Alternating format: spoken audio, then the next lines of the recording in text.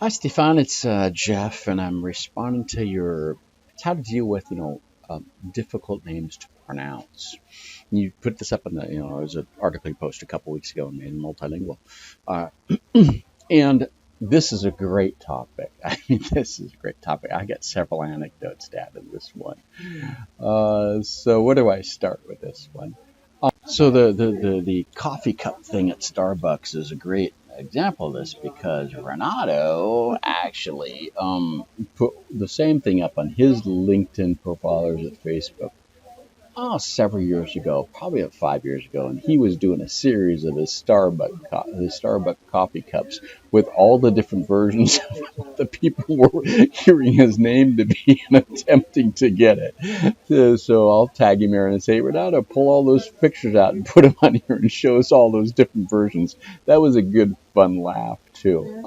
But so I'm not a real big coffee drinker. I'm you've heard, but I don't have, so I don't go to the Starbucks in here in France, so I have to deal with this one. But so it's so I'll skip on that one. But got a bunch of other here anecdotes are going to that will follow here in the video, and we'll all get a good laugh out of these two, I hope. So, college, I had a roommate. I had a roommate from Switzerland, and I also later had a roommate from Mexico. So I would speak in Spanish to my roommate from Mexico. And when he first moved in, he asked my name. I said, you can call me Jefe. Okay, because that means the boss in Spanish. So there's that whole joke too. So every time when people want to know what my name is, I say Jefe. They say just the boss. Just it's always a joke, So it's and so it's there's always that too. You got to play with those kinds of the mix of the names and things and what they mean in other languages too, or close enough versions of it. When I moved to France for the first year, first or second year, back in the 1980s, and there was a church that I was attending near Lyon, and there's a immigrant couple or family from Spain. I believe they're Spanish speaking, and they were elderly and hard of hearing, and so my name is Jeff, and they would always the man would call me Gif. Now he couldn't get the J, okay, which is it's a combined combined stop consonant with the sibilant. I'm using linguistic terms there, but so the J, which is it's an alveopalatal combined consonant. Now, I don't want to go into all the details of that because I'm a phonetician, so I know these things. But in his language, he doesn't have that sound, so he didn't. And if he saw it written, he would just think to pronounce it. No, he probably actually in Spanish be jefe. So it's actually a different sound completely. But because he probably had been hearing it, he was getting as close as he could. He called me Gif. Now this is really interesting because now if you think about it, now Gif or Gif. There are Jeff in French, but Jeff in French is actually a an abbreviation, if you want, for Jean Francois, which is a combined, dual first name with a hyphen. So there are people that are Jean Francois, and they do sometimes refer themselves as Jeff. I know some people that do this. Um, so this sometimes happens, and that sometimes they do that on purpose. Especially they kind of work in the in the international kind of job. They're trying to do it the other direction of trying to simplify it for other people because kind of Jean Francois is a hard thing to pronounce for in English if you're working in international context. So it kind of goes all directions, right? We all know this. It's every direction. So it went both directions in that case. And I just finally said, "Hey, call me whatever." doesn't matter, just as long as I'm not called Peter, because I probably won't respond to that one because I won't know it's me. Um, Now I have considered. Okay, so there's the fact too that the peanut butter, Jif peanut butter. It's the problem is the peanut butter in France. It's there's the peanut butter section. You can find Jif peanut butter, but it's not that. Skippy's is a lot more known, and peanut butter isn't like a thing that a lot of French people get, so it's not really that big of a thing. So not people even if they know anything, they know Skippy's, and if they don't, then they don't know Jif. But Jif does exist, but it's the creamy stuff. But Jif does exist, but and people will call it Jif, So there's but that too. You get that actually, you get that additional thing. But I can't use that anecdote for people because they don't know the peanut butter well enough. So Dutch people, you know about this because you eat peanut butter too. So it's that. Um, now add to this my name Alan. That's another thing French people have struggled with. The French people struggle with that because they don't know how to pronounce it. They're not sure how to pronounce it because it's not a nasal vowel at the end. It's Alain. Okay, so that's kind of thing, and I have to say no, it's Alan. Um, it's, so there have been. I actually thought when I got married, I thought about actually seeing if I could like get a French name too and call myself Geoffroy Alain. Okay, so it's a Geoffroy, which is it's the what was called there was the film from the Middle Ages that was done by Gérard Depardieu. It was called what was it called the two guys come back from the past. I can't remember I can't remember the name of it. So they come back from the past, and he's supposed to be the Prince Geoffroy, that kind of thing. But that's with the Geoffroy, which is a French name that does exist. So I thought about trying to change my name to Geoffroy, and then Alain, Alain. That would be closer. So I'd be really Frenchifying it there, and so have like dual names, depending on my context. But it's it's I just decided whatever. It's too hard. It's hard enough to juggle one pair of first name and last name to juggle two sets of them and says whatever. So I just accept it. Whatever one people call me, just as long as it's close enough to it's called prototypical semantics. If you can approximate it close enough to get it so that the bird, you kind of get this close enough bird or what it is, that's called prototype semantics. So that's fine. That's that. I'll answer whatever name you get. Just now, there's also the fact that my name Alan, and I'll have to come to this two times because we're getting dual things. We're going to give them different directions here. Alan, because the French always capitalized the last name, the family name. They capitalize it. So right now in my email, for my corporate email, it says Jeff Allen, but it's Jeff.Allen.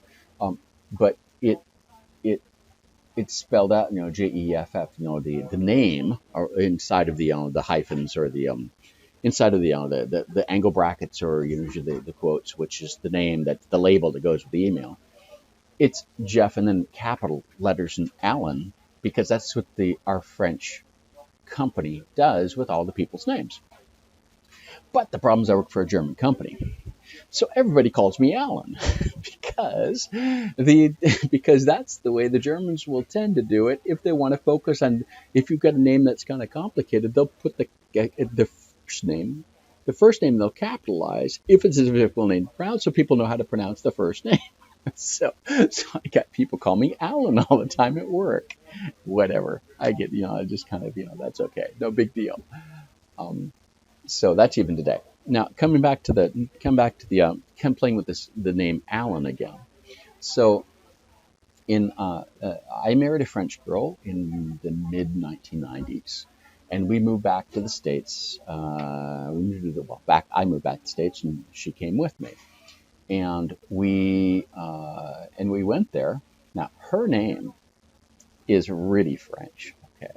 On top of it, and it's really hard to pronounce. So it's Guylaine, okay, but it's Gyslaine. But what she does is she drops off the S in the middle because that really confuses people even in French. They don't know how to, because they'll say Ghislaine. So she would, for French, she would drop off the S, in informal things, and then but when we went to the States, that was a challenge. I'll tell you, especially in doctors' offices where the S is there because that's the official name, right? So, so you have people, the nurse would be coming out to call people in the waiting room, and you can see this, how do I pronounce this one?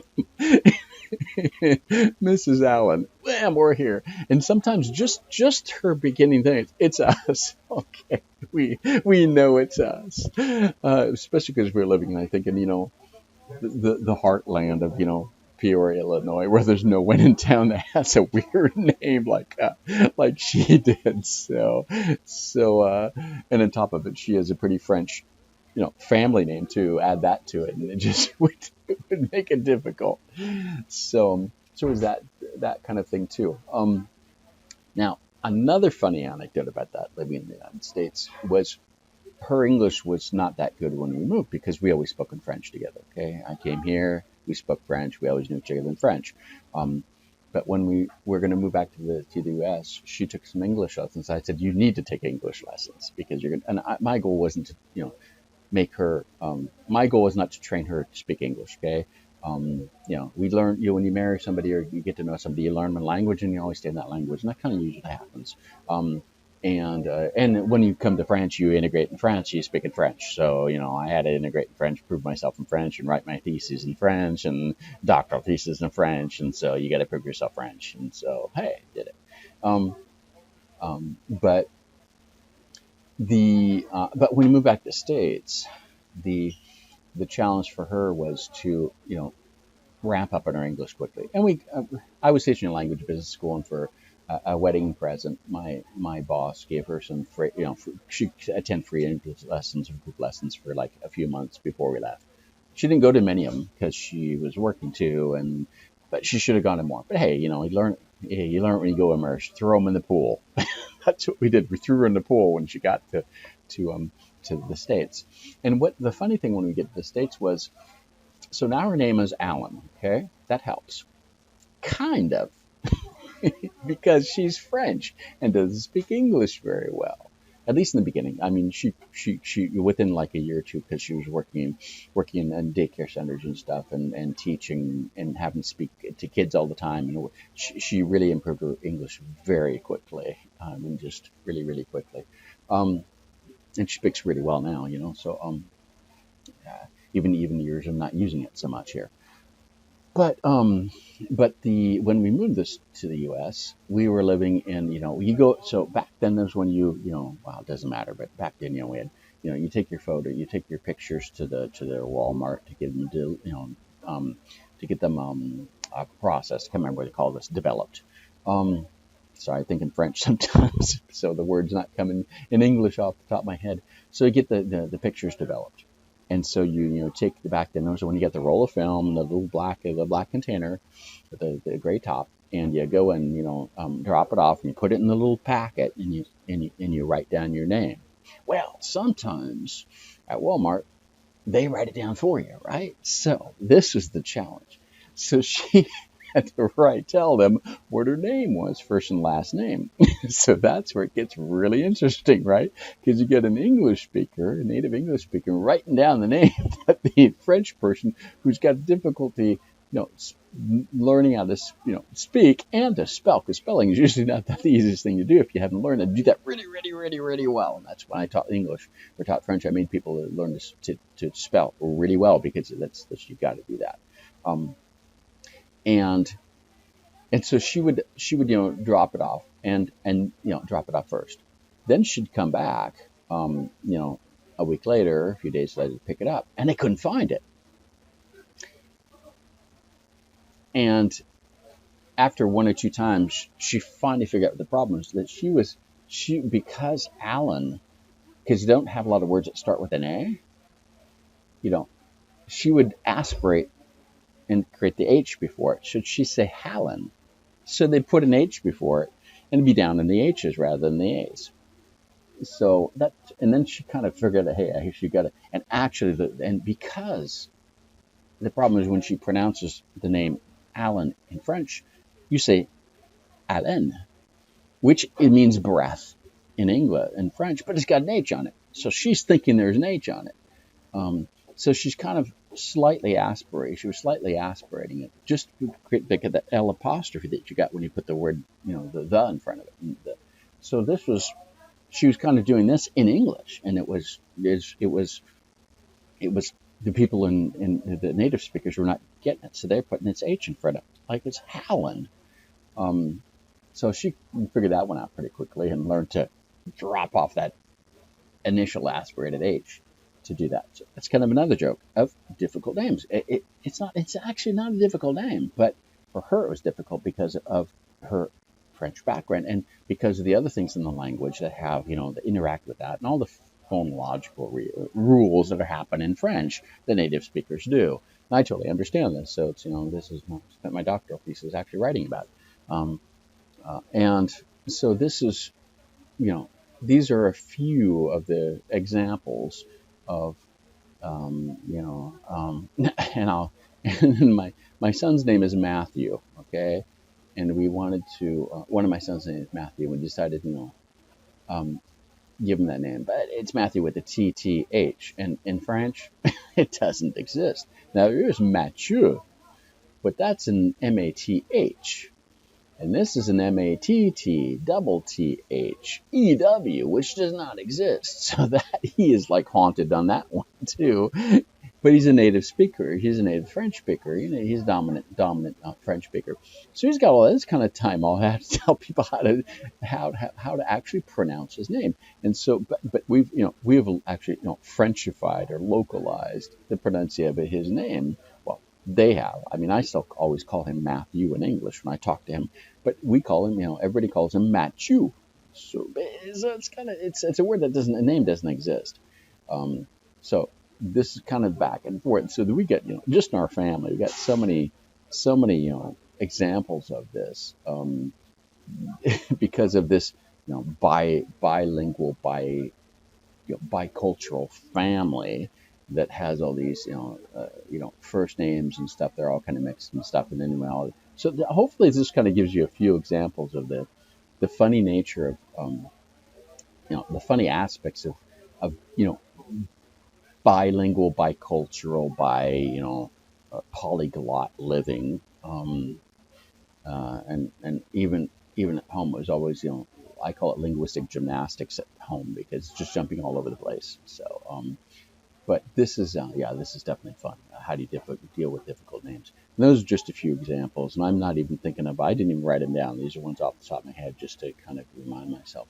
So, I was just kind of thinking what they were. Because these were, this is just so fun. So hopefully those give you a few extra kind of examples that you can pull out of your hat whenever you're trying to explain these things. And that adds kind of the Frencher one because you're dealing with Dutch there, so it's it's a whole other thing. So yeah, and then you add all the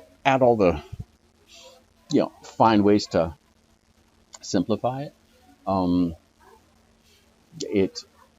It's definitely finding ways how to simplify. Sometimes you can't, like my wife couldn't really find a way to simplify her name in the States, so just people had to learn how to pronounce it, and it was always a challenge. It was always a challenge, and even for my family, they were still years later, after a while, my aunts, my uncles, and stuff, still were struggling with how to pronounce it, So, and especially if they saw it written, the worst thing to do is see it written, and then that just even without the S. It didn't matter. It was still always hard to pronounce, and maybe we should have found a way to simplify it. But that's just sometimes people. Every has to deal with how they want to do it, and deal with how they want to be called when they're living in another country and have a name that is And I've got lots of Chinese friends too, and that they will simplify their names. Just they'll they'll create abbreviations of the names, just the first half of their first name, just so that even to France, so that the native speakers of French don't have to try to struggle with saying the whole name, the first part of the name. And I know I have a couple of really great friends that just they're both, but I always call them the full name. I always call them their full name. Um, and then they've actually simplified, I think, the names of their children too, which is another thing. They created actually acronym names for the children. So it's just, yeah, this is always, yeah. There's some people adapt to it, and some cultures adapt to it, find ways to do it. I found a lot of the Asians, in general, they really adapt to like in France. I've seen a lot of Asians adapt to. I would say Asians in general. Okay, I'm trying to be, but a lot of, especially Chinese, they're really good at especially adapting for food. For Chinese restaurants, they adapt to different cultures of Chinese food. Very very integrate and adapt to the cultures, and so they will either make westernize their names, uh, or take on a name that's a Western cultural name, um, or they will simplify their name and usually kind of just the first syllable. They just keep the first syllable like two syllables. Um, Especially if they combined, whole name isn't, I don't want to give the names here because these are I don't want to give out names and the things. It's my family. It's okay. I'll give it out. But so hopefully there are a couple of different examples for you to laugh on, laugh about, and and kind of add to your register of your ledger of examples, and hopefully the other people in this thread. We're going to create a thread because it doesn't exist in LinkedIn. We'll have to find a way to create it. Hopefully that will bring about some other examples because I'd like to hear more. I always love these things. These are just great. It's all about cross-cultural, intercultural, challenges. So, yeah, thanks for the good laugh. I really enjoyed it.